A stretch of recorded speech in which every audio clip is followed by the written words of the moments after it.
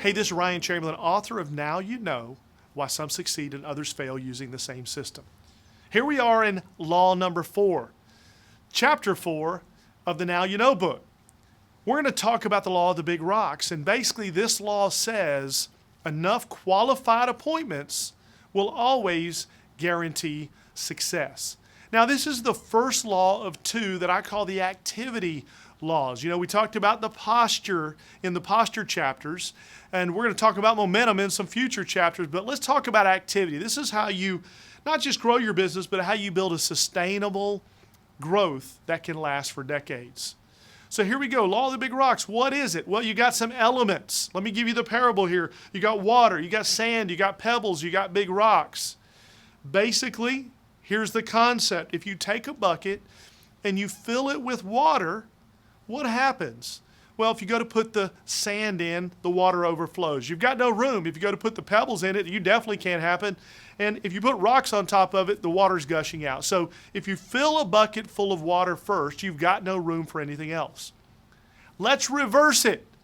Let's say that we put the big rocks into the bucket first. Well, big rocks will fill up a bucket, but guess what? If we poured some pebbles in there, they would find their way into the cracks and the crevices.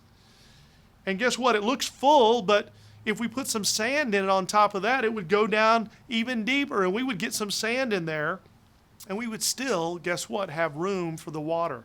We could then pour water on top, and it would fill every space to where we had never overflowed anything. We could get all the elements in if we started with the big rocks first. In our industry, for someone that's wanting to make a 5-figure, 6-figure, 7-figure income, something that dramatically helped myself be able to shift over into a more productive networker was learning the law of the rocks. And I had to define what the rocks are. See, in our industry, things like maybe a conference call could be labeled as sand. Maybe going out to dinner with the team, which is important, could be the pebbles. Maybe reading brochures could be the water, the first part. But you know what? The rocks have to be the activity, what I call the HLAs, high-level activities. One of the few things that if you do it first, it causes everything else to work. The rocks of your business are qualified appointments. Getting appointments into your calendar is crucial. Because if you get the appointments into your calendar first, it'll be amazing how you could then fit the conference calls into your calendar. How you could then fit the dinner meetings with the team in the calendar. How you could then fit reading the brochures in the calendar. You get it all in there if you start with the rocks first, but if you do all the other stuff first, you have no time for the qualified appointments.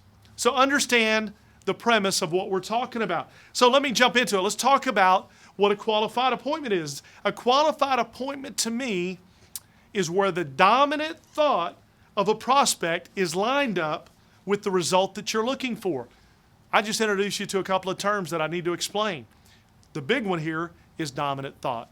I'm going to tie it back to qualified appointment, but let's roll because this is what's going to cause you to make sure that you're working with the law of the rocks, not against it.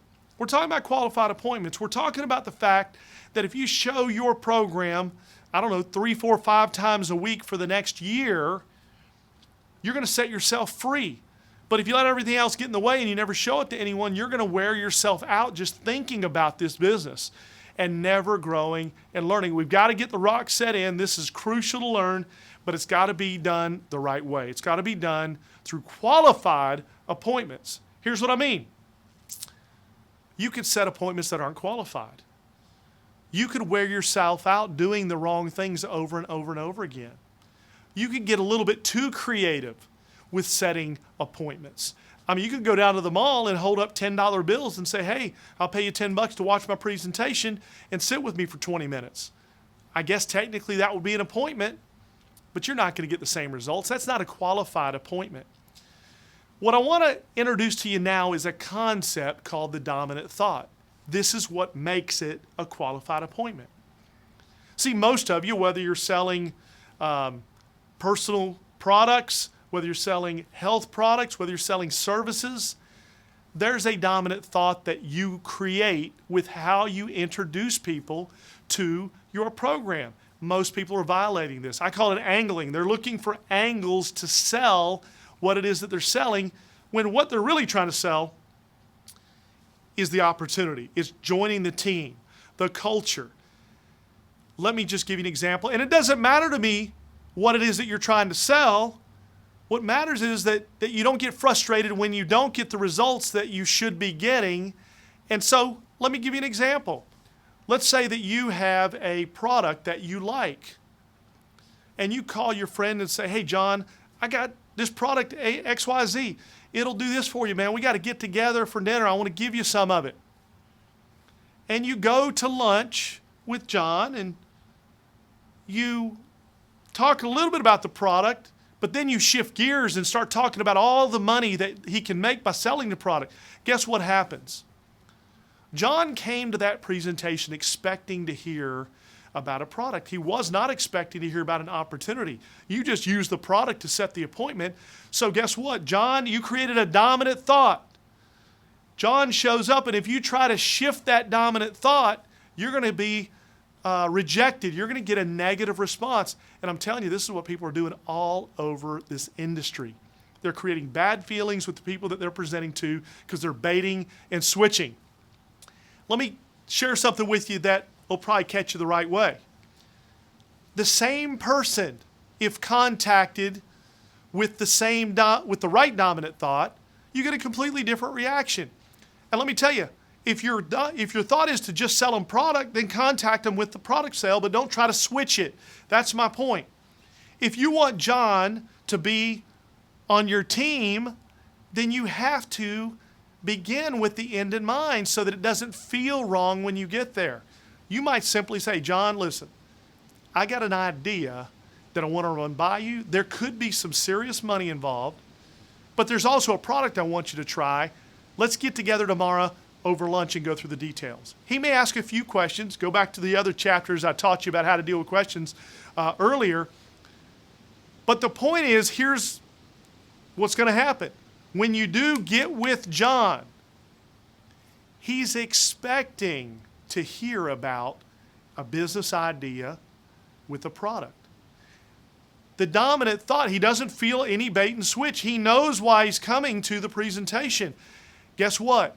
He receives your information completely different than if you look for an angle to try to talk him into getting with you. So that's what I mean by qualified appointment. The qualified appointment has to be in line with the dominant thought that your goal is. And if your goal is to build teams, you have to lead with a team-building dominant thought.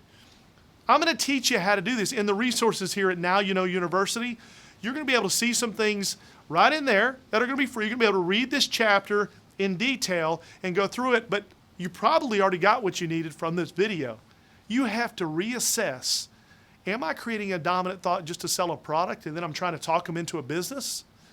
Or am I creating a dominant thought of a business that has a product? And let me end with this. My experience tells me you get whatever you ask for. And in a lot of cases, if you're selling a product, you may be able to sell that product, but you may not get them to be a business partner.